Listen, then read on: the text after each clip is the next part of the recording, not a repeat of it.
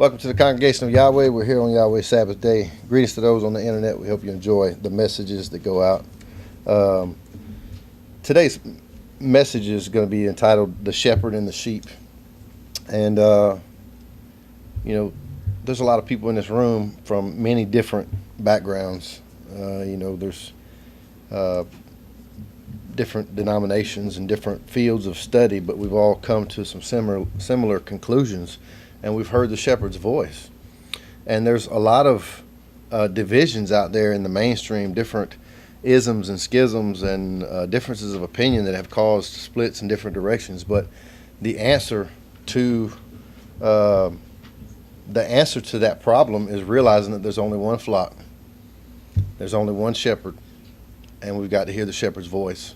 And that shepherd's voice is the voice of Yahweh. And unfortunately, these divisions are not going to be healed until the shepherd actually returns and sets things straight. And I want to kind of go through the history of how this has taken place. And I'm just going to quote a few verses to start off with. In Ephesians chapter 4 and verse 4, it says, "There's only one body." There's only one. In Romans chapter 12, verse 4 and 5, it says, "We are his body." Only one body. It says the body has many members, but there's only one. 1 Corinthians chapter 10, verse 16 and 17 also says there's only one body. 1 Corinthians chapter 12, verse 12 and 13. Again, one body. Colossians chapter 1 and verse 18 says he is the head of the body. Now, it doesn't say that he's a bunch of different heads of a bunch of different bodies. There's only one. 1 Corinthians chapter 3, verses 1 through 3 says that division is actually of the flesh. And I'll actually read that real quick. Let me go to 1 Corinthians chapter 3.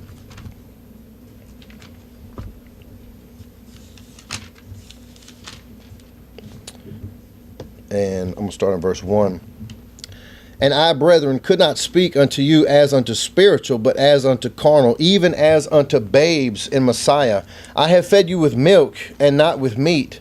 For hereunto you were not able to bear it, neither yet now are you able. For you are yet carnal. For whereas there is among you envying and strife and divisions, are you not carnal, and walk as men? For while one saith, I am of Paul, and another, I am of Apollos, are you not carnal?" So, here we see a division going on because somebody want to claim to be from Paul, some want to claim to be from Apollos, and this division is carnal. And in chapter 12 of 1 Corinthians, and verse 24, "For our comely parts have no need, but Elohim hath tempered the body together, having given more abundant honor to that parts with lack, that there should be no schisms in the body, that the members should have the same care one for another." That word schism is division. There should be no divisions in the body. Now, let's back all this up. Let's go back in time and let's find out about who the sheep are, who the people of Israel are, and what's actually going on today. Why are we, this group here, why are we not following with the mainstream? Why are we separate? Why aren't we living the way that they're living? The answers are found right here in Scriptures. I'm going to start off in Genesis chapter 22. Now, I got a lot of information to cover today, but we're going back from the very beginning to find out what happened to his people and why we're here today. Chapter 22 and verse 17.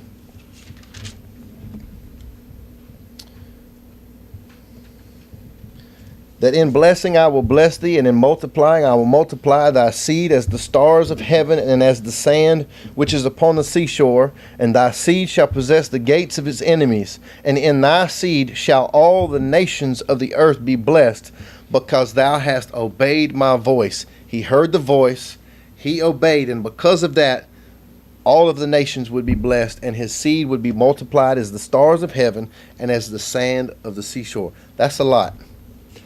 That is a lot. And that promise given to Abraham was repeated to his son in Genesis chapter 26.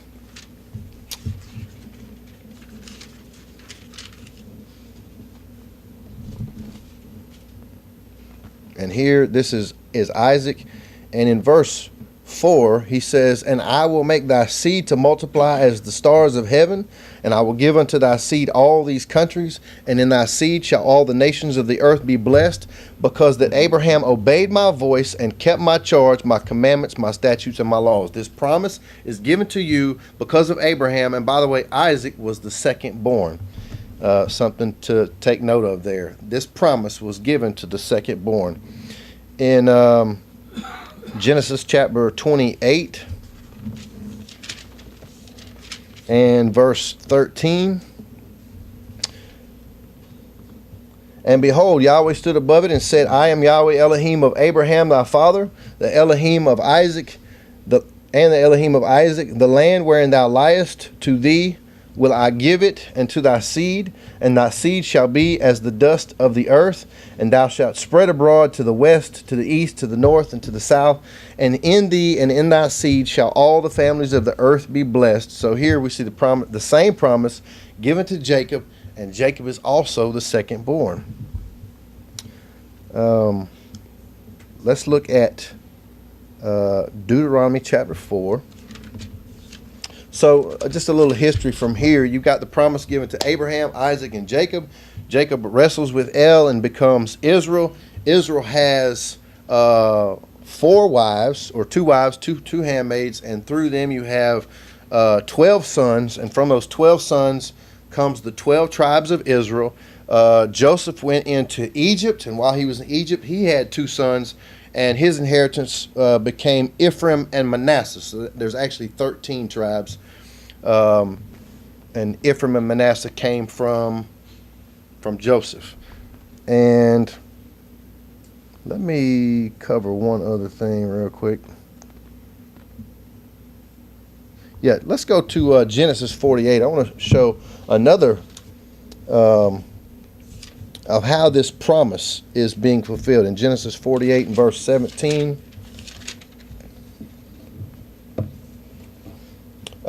Joseph actually comes before his father and is getting blessings on the 2 sons, Ephraim and Manasseh. And in verse 17 of chapter 48, "And when Joseph saw that his father laid his right hand upon the head of Ephraim, it displeased him, and he held up his father's hand to remove it from Ephraim's head unto Manasseh's head. And Joseph said unto his father, Not so, my father, for this is the firstborn. Put thy right hand upon his head. And his father refused and said, I know it, my son, I know it. He also shall become a people, and he also shall be great. But truly his younger brother shall be greater than he, and his seed shall become a multitude of nations." Now, nations in the Hebrew comes from the word goyim, which simply means Gentiles. If you're not of Israel, you were considered of the nations, of the Gentiles. And that term is believed to be found in the New Testament, which we'll probably cover that here in a little bit, as the fullness of the Gentiles. Ephraim became the fullness of the Gentiles, and that is how this promise, part of this promise, has come to pass, to be as numerous as the stars of heaven and as the sand of the seashore. Now, Deuteronomy chapter 4.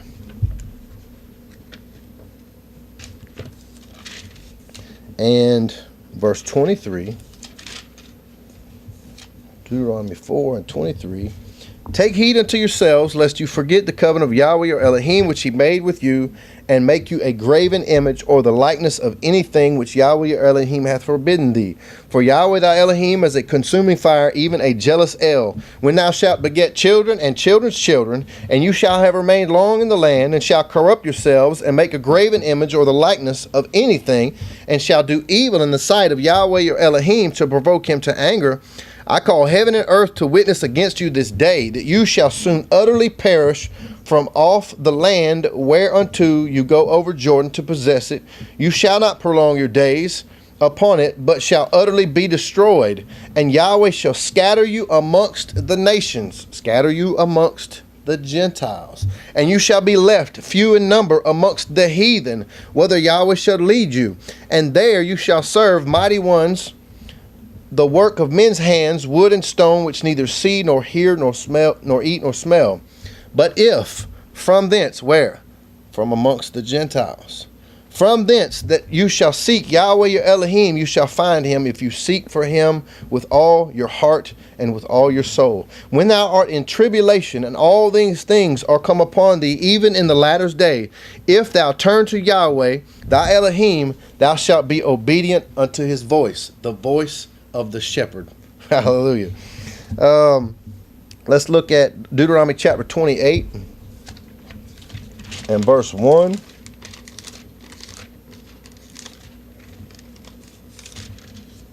And it shall come to pass, if thou shalt hearken diligently unto the voice of Yahweh thy Elohim, to observe and to do all his commandments which I command thee this day, that Yahweh thy Elohim will set thee on high above all nations of the earth, and all these blessings shall come upon thee and overtake thee, if thou shalt hearken unto the voice of Yahweh thy Elohim. And verse 15 of chapter 28. But it shall come to pass, if thou wilt not hearken unto the voice of Yahweh thy Elohim, to observe to do all his commandments and his statutes which I command thee this day, that all these curses shall come upon thee and overtake thee. Look at verse 36.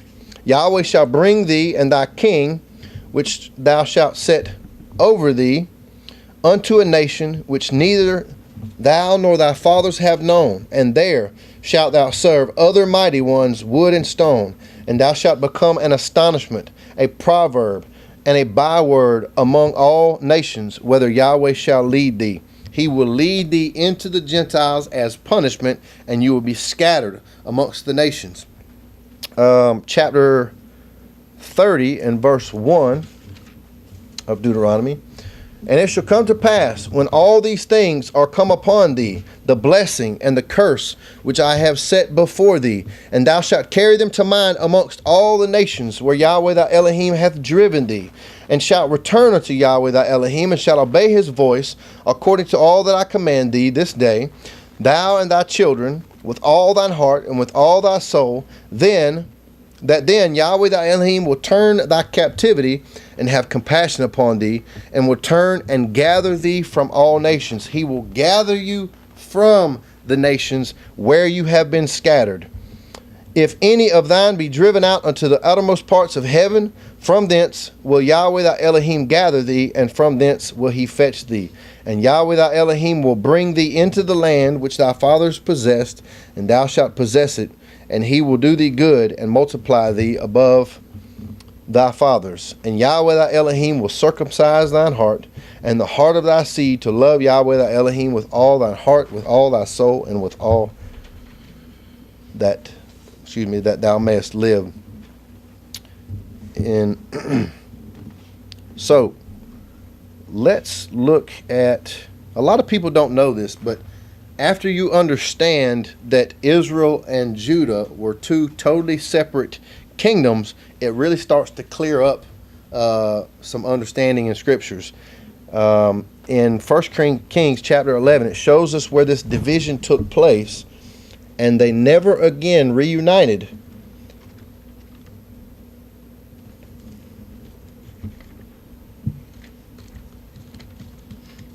First Kings chapter 11 and verse 30. Now Solomon had fallen, he had many wives, and he fell into idolatry with these strange deities, and his punishment was a division in Israel. In verse 30 it says, And Ahijah caught the new garment that was on him, and rent it in 12 pieces. And he said to Jeroboam, Take thee 10 pieces, for thus saith Yahweh, the Elohim of Israel, Behold, I will rend the kingdom out of thine hand of Solomon, and will give 10 tribes to thee. But he shall have 1 tribe for my servant David's sake, and for Jerusalem's sake, the city which I have chosen out of all the tribes of Israel, because they have forsaken me, and have worshipped Ashtaroth, the mighty one of the Zidonians. Chemosh, the mighty one of the Moabites, and Milcom, the mighty one of the children of Ammon, and have not walked in my ways to do that which is right in mine eyes, and to keep my statutes and my judgments as David his father. Howbeit, I will not take the whole kingdom out of his hand, but I will make him prince all the days of his life, for David my servant's sake, whom I chose, because he kept my commandments and my statutes. But I will take the kingdom out of his son's hand, and will give it unto thee, even 10 tribes. And unto his son will I give 1 tribe, that David my servant may have a light always before me in Jerusalem, the city which I have chosen to put my name there. And I will take thee, and thou shalt reign according to all that thy soul desires, and shalt be king over Israel. And it shall be, if thou wilt hearken unto all that I command thee, and will walk in my ways, and do that which is right in my sight, to keep my statutes and my commandments, as David my servant did, that I will be with thee, and build thee a sure house, as I built for David, and will give Israel unto thee. And I will for this afflict the seed of David, but not forever.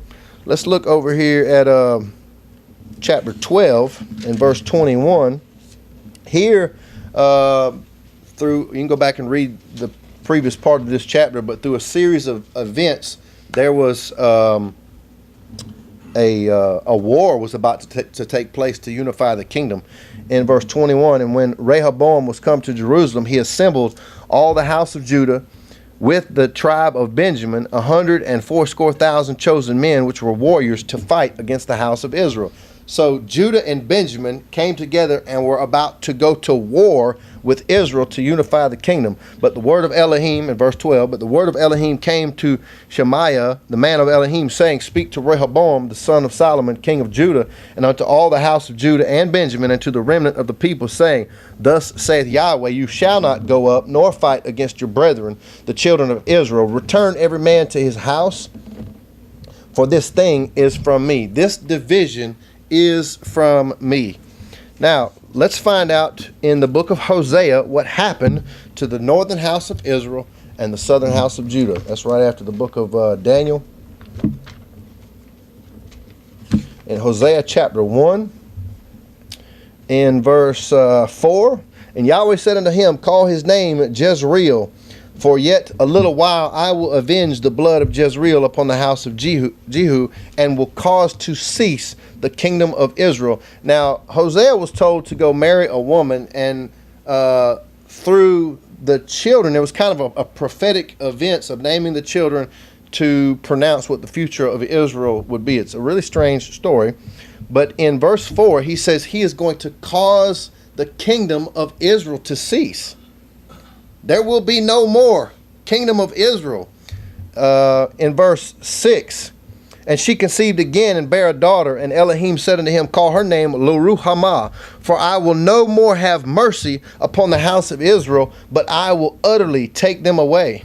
But I will have mercy upon the house of Judah. So Israel is not going to have mercy, but Judah will have mercy. And will save them by Yahweh, their Elohim, and will not save them by bow, nor by sword, nor by battle, nor horses, nor by horsemen. Now when she had weaned Lo-Ruhamah, she conceived and bare a son. Then said Elohim, Call his name Lo-Ami, for you are not my people, and I will not be your Elohim. This is concerning Israel. Israel will not be my people anymore, and I'm not going to be their El. Verse 10, Yet the number of the children of Israel shall be as the sand of the sea, which cannot be measured nor numbered. And it shall come to pass that in the place where it is said unto them, You are not my people, there it shall be said unto them, You are the sons of the living El. Now, he's saying that you're not going to be my people, but a time is going to come that those who are not my people will be my people. Now, let's dip into the New Testament to see if we can get some glimpses of what's going on here. In 1 Peter, I'm going to come back to Hosea here in just a few minutes. I'm going to hold my finger there. 1 Peter chapter 1 and verse 1. Peter, an apostle of Yeshua the Messiah, to the strangers scattered throughout Pontus, Galatia, Cappadocia, Asia, and Bithynia. This book is addressed to those who have been scattered. And I'm just going to go back to James 1:1 real quick and read that. It says, James, a servant of Yahweh and of the Master Yeshua Messiah, to the 12 tribes which are scattered abroad. The writers of these books knew that there was a scattering going on. Now, in chapter 2 of 1 Peter and verse 9, it says, you are a chosen generation, a royal priesthood, a holy nation. I believe Brother Frank covered on some of this here earlier about the priesthood. But anyway, you are a chosen generation, a royal priesthood, a holy nation, a peculiar people, that you should show forth the praises of him who hath called you out of darkness into his marvelous light. Now, these terms were original titles given to Israel. But look at verse 10. It says, which in time past were not a people, but now you are a people. This is coming from the book of Hosea.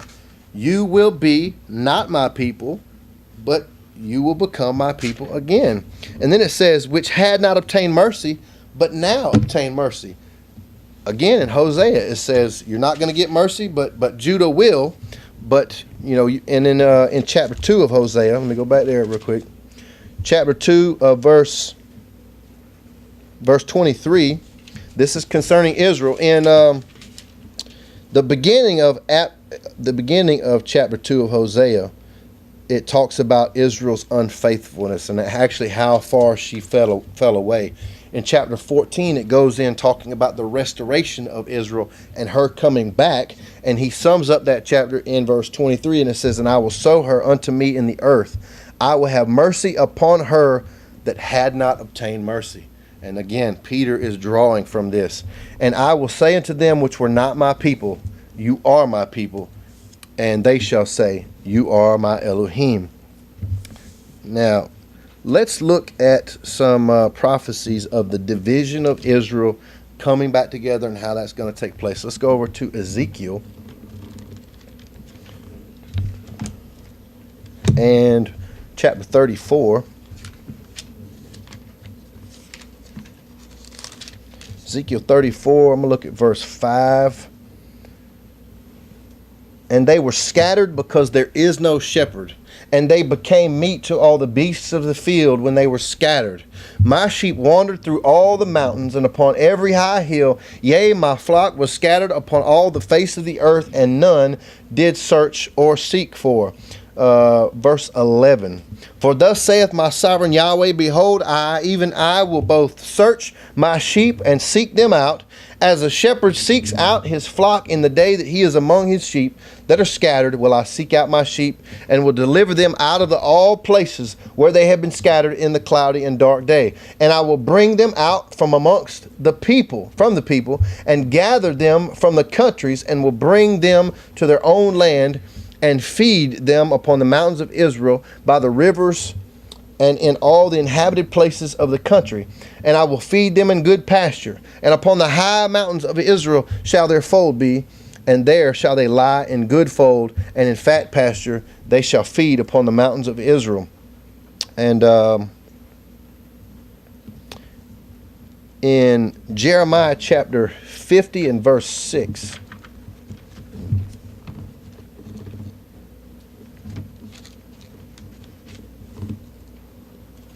Jeremiah 50 and verse 6. My people have been lost sheep. Their shepherds have caused them to go astray. They have turned them away on the mountains. They have gone from the mountain to hill. They have forgotten their resting place. Israel forgot their resting place. Let's look at Matthew chapter 15 and verse 24. Matthew 15 and verse 24. But he answered and said unto them, I am not sent, but unto the lost sheep of the house of Israel. You know, he didn't come up with a new term here. He is drawing things from the scriptures that they were using in the day. The lost sheep. And when people don't have a shepherd, the shepherd has to speak the word of Yahweh. If he's not speaking the word of Yahweh, the people aren't getting the word, and they're going to be scattering. Scattering is a result of disobedience. If you don't have the word to obey, you're going to be scattered. And let's go back to Ezekiel chapter 36.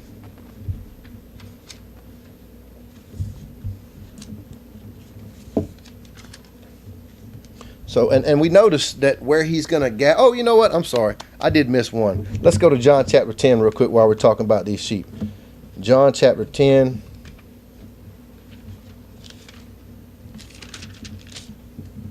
And verse. Now, remembering that we just heard that he said he would bring them in and feed them in good pasture. And there's a connection there. It says that they're going to feed on the mountains. Well, anytime a mountain and getting fed is connected, he's presenting his word to his people. We saw that at Sinai. And then in Isaiah chapter 2, verse 2, it says he's going to return. Well, it's an image of the return. And at that time, the mountain will be established and the law will go forth from Zion and the word of Yahweh from Jerusalem. That's where we truly get fed. But anyway, in verse 9 here of John chapter 10, it says, I am the door. By me, if any man enter in, he shall be saved and shall go in and out and find pasture. Verse 14 says, I am the good shepherd and know my sheep, and am known of mine. As the Father knoweth me, even so know I the Father, and I lay down my life for the sheep. And other sheep I have, which are not of this fold, them also must I bring, and they shall hear my voice, and there shall be one fold and one shepherd. Hallelujah. One fold. There's a verse in chapter, I can't think of it, but there's a verse where a priest is actually speaking and he's prophesying, but he doesn't realize what he's prophesying. And he said it's expedient for this man to die. But it says that basically he would gather into one all people that were scattered abroad or something like that. If anybody finds that before we close out, let me know. Or if anybody remembers where it's at. But okay, back to Ezekiel chapter 36.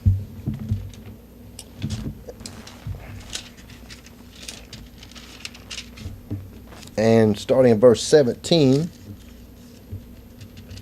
Son of man, when the house of Israel dwelt in their own land, they defiled it by their own way and by their doings. Their way was before me as the uncleanness of a removed woman. Wherefore I poured my fury upon them for the blood that they had shed upon the land, and for their idols wherewith they had polluted it. And I scattered them amongst the heathen, and they were dispersed through the countries according to their way and according to their doings I judged them. And when they entered into the heathen, where they went, they profaned my holy name, when they said to them, these are the people of Yahweh, and are gone forth out of his land. But I had pity for mine holy name, which the house of Israel had profaned amongst the heathen, whither they went. Therefore say unto the house of Israel, thus saith my sovereign Yahweh, I do not this for your sakes, O house of Israel, but for my holy name's sake, which you have profaned amongst the heathen where you went. And I will sanctify my great name, which was profaned amongst the heathen, which you have profaned in the midst of them. And the heathen shall know that I am Yahweh, saith my sovereign Yahweh, when I shall be sanctified in you before their eyes. For I will take you from amongst the heathen, and gather you out of all countries, and will bring you into your own land. Then will I sprinkle clean water upon you, and you shall be clean from all your filthiness, and from all your idols will I cleanse you. A new heart also will I give you, and a new spirit will I put within you. And I will take away the stony heart out of your flesh, and I will give you a heart of flesh. And I will put my spirit within you, and cause you to walk in my statutes, and you shall keep my judgments and do them. So how does this apply with what's going on today? When Peter and Paul received their commission Peter received a vision to take the message to the nations. Paul was blinded on the road to Damascus to take the message to the nations. And this is a fulfillment of Yahweh going into the heathen, into the nations, and drawing out his people and giving them of his spirit. And the spirit causes us to obey. But it's through these false shepherds that have arisen today who are teaching a different message. They have a different Messiah. They do away with the front of the book, and the people are they're doing the same thing to Israel. You know, there's numerous verses in Scripture where it says they were serving Yahweh, but they were still keeping the ways of the heathen. And that's what's going on today. People think that they know the word, they think that they know the Messiah, but they have a completely different religion that is foreign to Scripture, and they're still clinging to the ways of the Gentiles, to the nations. And if we would just research the origin of these things, we would find that It's not scriptural. And that, some of these things are rooted in things that were an abomination to the Father. Continue on. In Romans chapter 9. Romans chapter 9.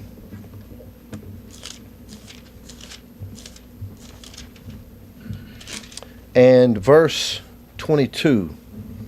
What if Elohim, willing to show his wrath and to make his power known, endured with much long suffering the vessels of wrath fitted to destruction, and that he might make known the riches of his glory on the vessels of mercy, which he had afore prepared unto glory, even us whom he hath called, not of the Jews only, but also of the Gentiles. Now, what he's about to say in these next few verses is an explanation of the calling of the Gentiles. He said, not just us Jews only, but the Gentiles also.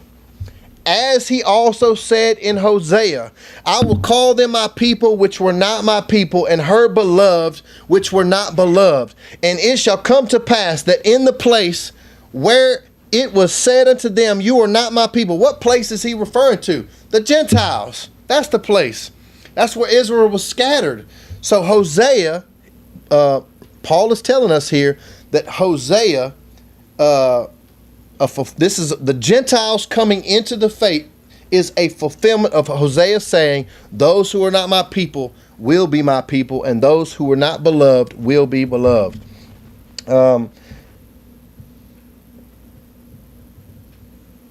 In John chapter 7, there's glimpses of these things all throughout Scripture, and we overlook them, or the mainstream overlooks them. Praise Yahweh, we found them. John chapter 7 and verse 35.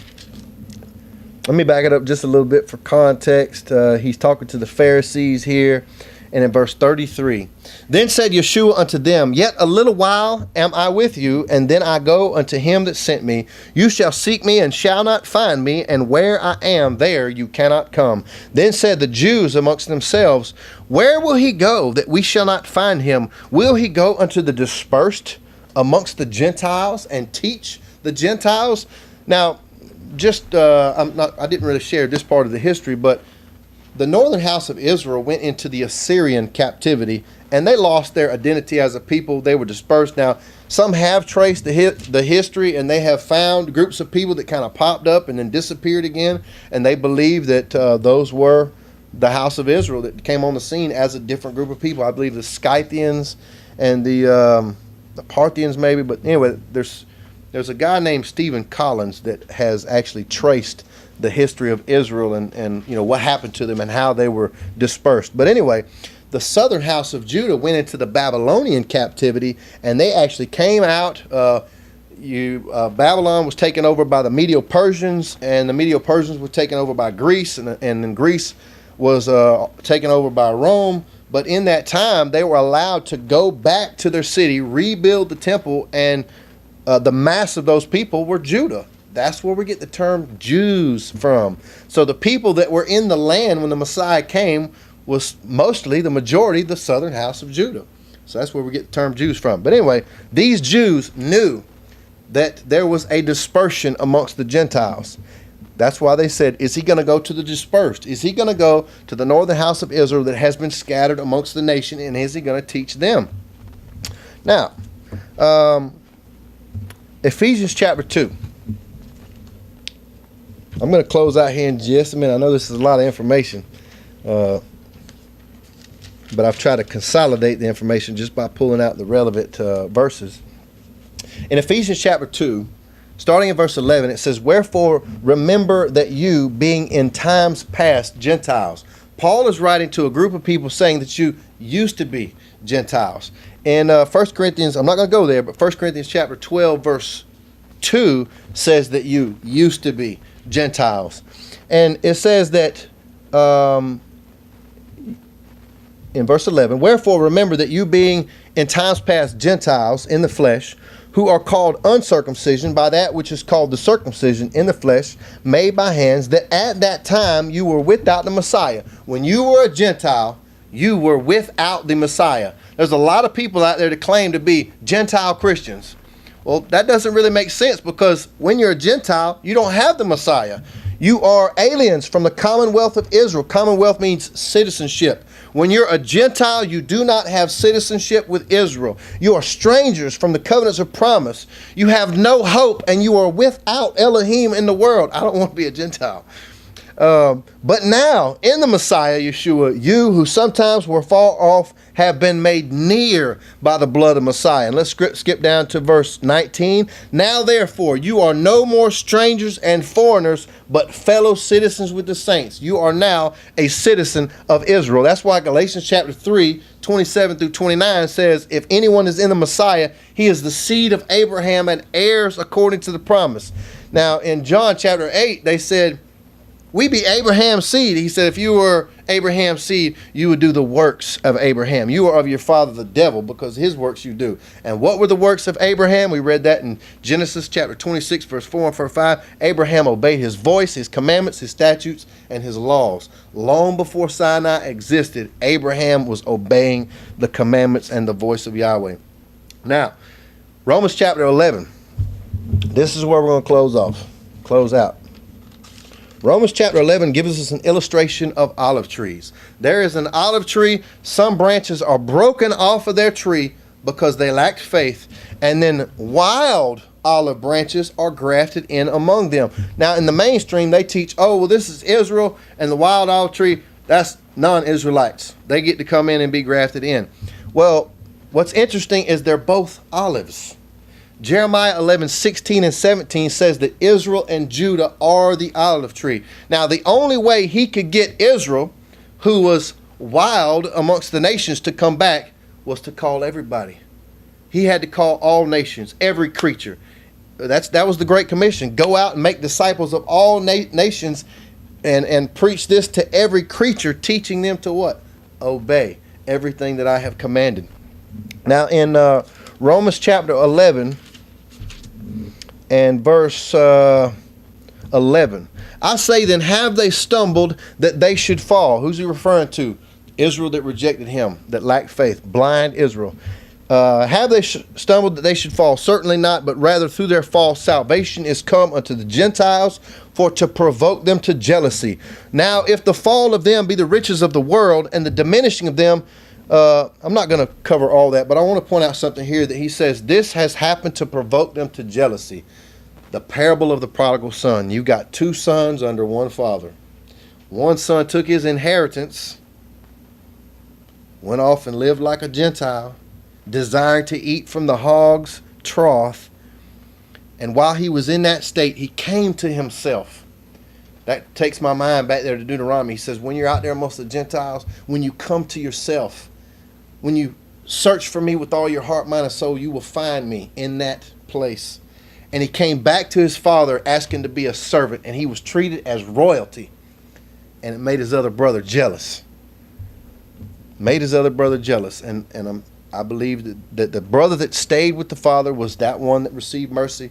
That was a symbol of Judah, and the lost brother who went out and lived like a Gentile, the prodigal son.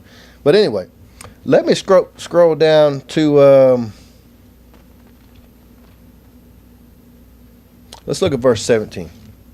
And if some of the branches be broken off, and thou being a wild olive tree were grafted in among them, and with them partakest of the root and the fatness of the olive tree, boast not against the branches, but if thou boast, thou bearest not the root, but the root thee. Thou wilt say then, the branches were broken off, that I might be grafted in.